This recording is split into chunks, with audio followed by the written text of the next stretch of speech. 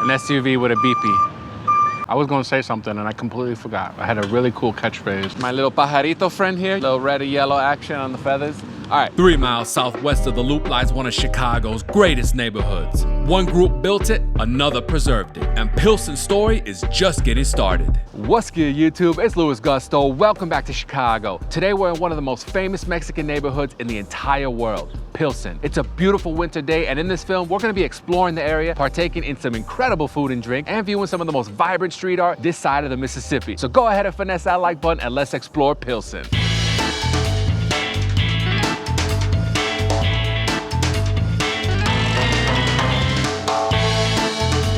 Pilsen lies on the west side of the city in the official Lower West Side community area. The neighborhood has pretty well-defined north and south boundaries, 16th Street and the Chicago River respectively. However, the east and west boundaries are a little bit fuzzier. Traditionally, the western boundary of Pilsen has been Ashland, after which you're in heart of Chicago, and east of the Kennedy is sometimes considered East Pilsen.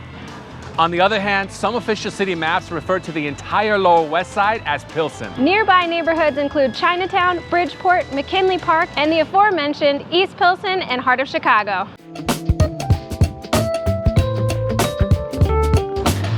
Cafe Jumping Bean has been in the Pilsen neighborhood since the mid-90s. It is an absolute staple of the community. If you take a look at the building, it may look a little unusual. It was actually originally a photography studio. Funny enough, they still sell photos. Of course, they specialize in coffee, pastries, and sandwiches. I got myself a cold brew. It's absolutely delicious on this beautiful morning, nice and chocolatey. And Narissa got the dirty chai latte right here with some oat milk. Beautiful morning in Pilsen. Got some great coffee. What more can you ask for?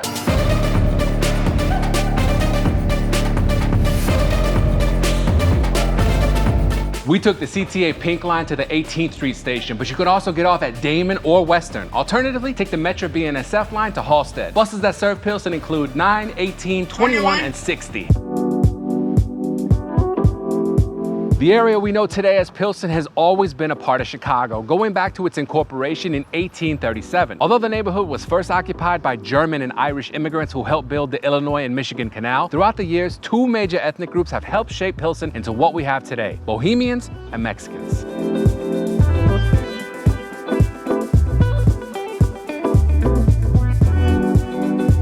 We made a quick stop to Panaderia Nuevo León, and you know how we do. Got a bag full of buns. So let's check out what we got. Empanadilla de guayaba. This is super soft and flaky. It got a nice guava jelly inside. Absolutely delicious. Manteconcha. Wow, basically it tastes like a cake with a nice crispy sugar layer on top. Loving that color red. Good soft yellow cake. Concha trigo. I think this might be the most famous thing they sell there.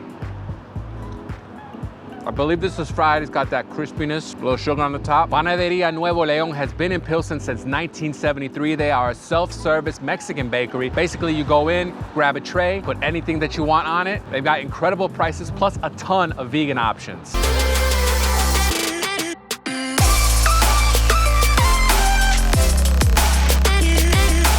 After the Great Fire of 1871, industry came to the neighborhood. The area's proximity to railroad tracks and the Chicago River was extremely convenient. This created a ton of job openings, attracting lots of recently arrived Czech immigrants, commonly known as Bohemians, after the region in present-day Czech Republic whence they came.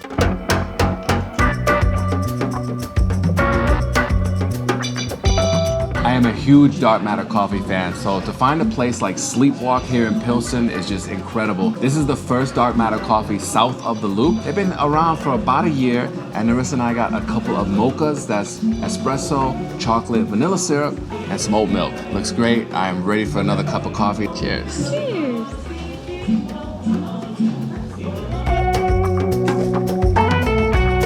If you ever thought that Pilsen was a Spanish name, well, you wouldn't be alone, but unfortunately, you'd also be wrong. So how did the neighborhood get its name?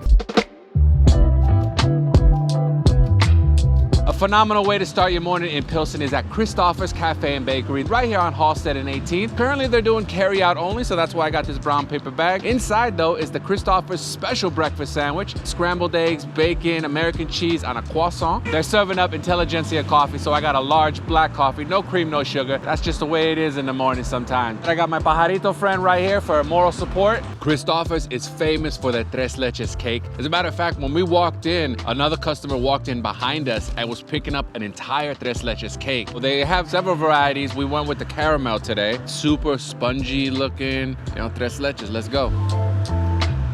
Wow. All I can say is pretty obvious why this is so famous.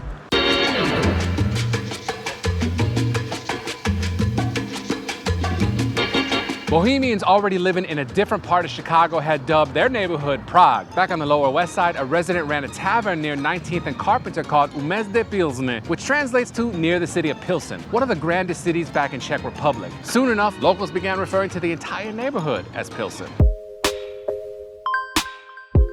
Carnitas Uruapan opened up in 1975. Obviously, they specialize in carnitas. This is for pork lovers only. If you don't eat pork, just a heads up, warning, you may want to look away. Right now, they're only doing takeout, so we got a bag full of pork. I got my carnitas taco. I put everything on it. Cebolla, cilantro, salsa verde, and a squeeze of lime. Let's go.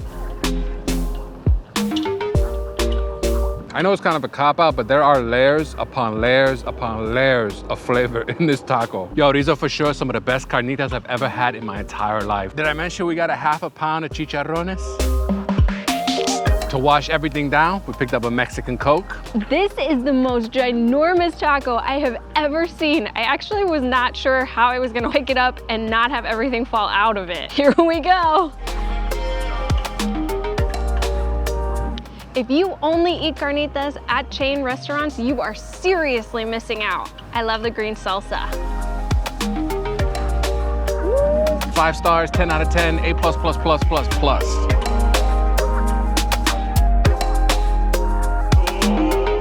If you want to see more films like this, subscribe if you're new to the channel. Over the years, other European groups settled in Pilsen, including Lithuanians, Poles, and Croatians. Though Czech is rarely spoken in the streets of Pilsen these days, you could see the Bohemian heritage everywhere you look.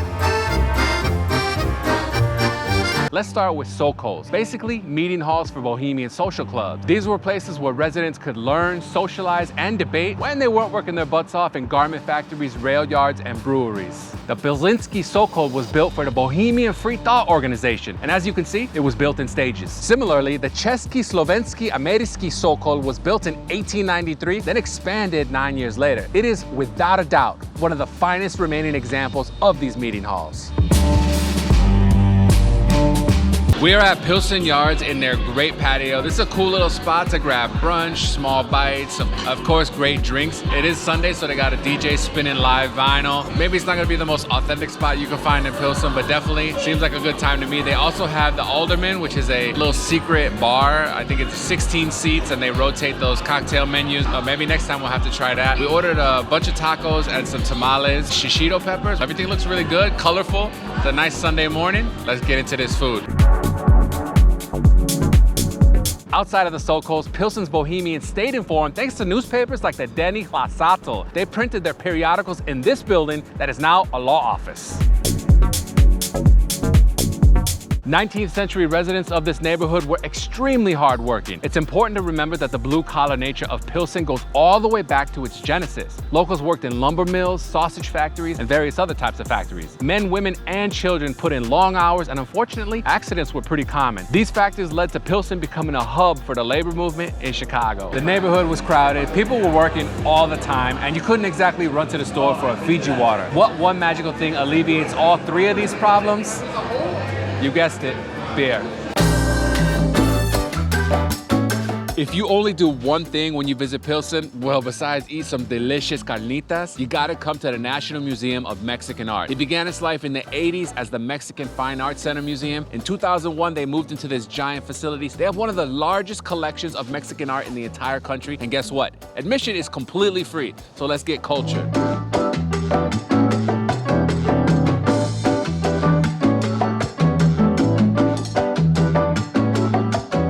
As you probably know, Europe's Pilsen is world famous for inventing Pilsner beer. Chicago's Pilsen had no shortage of breweries, saloons, and other drinking establishments like the Schlitz Tide House here at Blue Island and 19th. There were so many places to grab a beer with friends that religious fanatic John Huss wrote a book entitled What I Found in Pilsen, where he essentially snitched on the neighborhood for having too many saloons and not enough churches. So you've eaten and you got your daily dose of culture in Pilsen. What next? This is a great area for shopping. Shout out to Francesco for giving me the idea to put these in my neighborhood guides. Thrift stores, bookstores, record shops, art galleries, and Semillas Plant Studio. This is on Blue Island. They have a great selection of plants. We're gonna check out the greenery and see what we might bring home.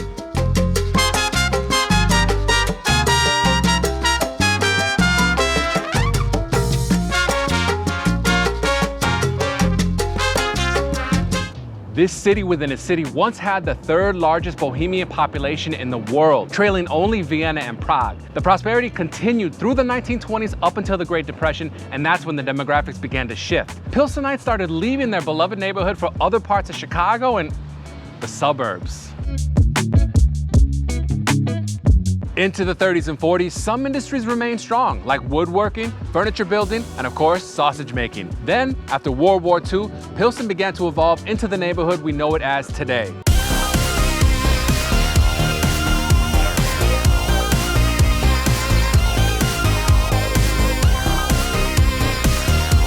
It is the hottest day of winter, literally. This morning it was in the 30s and now it's in the 60s. So we came to La Michoacana Premium to cool down a bit. We got passion fruit, guava, and mango ice cream with a watermelon, AKA sandia paleta. Let me tell you, I'm really hot. I got a flannel on and a heat tech shirt underneath. So let's get into this watermelon, so refreshing. Passion fruit ice cream. The seeds are crunchy in there. What a treat. Mango is for sure one of my favorite fruits. I actually keep a bag of frozen mangoes in the freezer.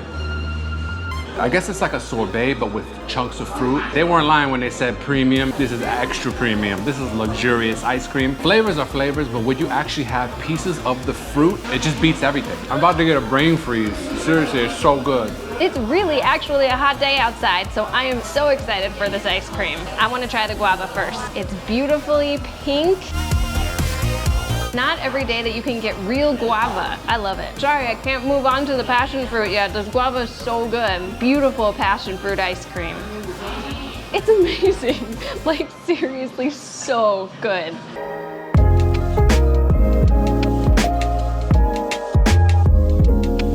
Though Mexican Americans have been living in Chicago for decades, they were being displaced by things like the construction of UIC and, tragically, expressways. Pilsen served as a great landing spot for this vibrant community. As the decades rolled by, Mexican street art began appearing on the Bohemian Baroque buildings, and Spanish replaced Czech as the dominant language. The blue-collar and social activist nature of Pilsen continued. Street art became a form of protest, and the Chicano movement arrived.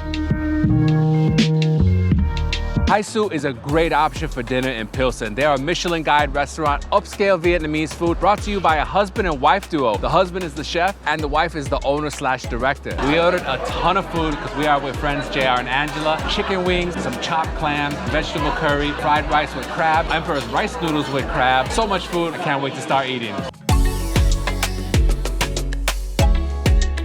Low Res Brewing and Tap Room has been in Pilsen since 2016. They are carrying on the tradition of breweries in the neighborhood. They're located on 21st and Carpenter, not too far from the Chicago River. I don't think that's where they get their water because these beers are pretty solid. They specialize in sours. Larissa and I got the Rouge Rascal. This is a red ale, which I personally think are kind of underrated. According to the menu, it's a little tart, a little funky. Let's go.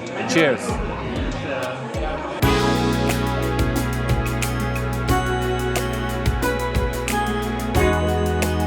This all leads us to the Pilsen we know today. Remnants of Bohemian Baroque architecture, inspirational murals, and some of the best taco spots in the city. Peace and blessings.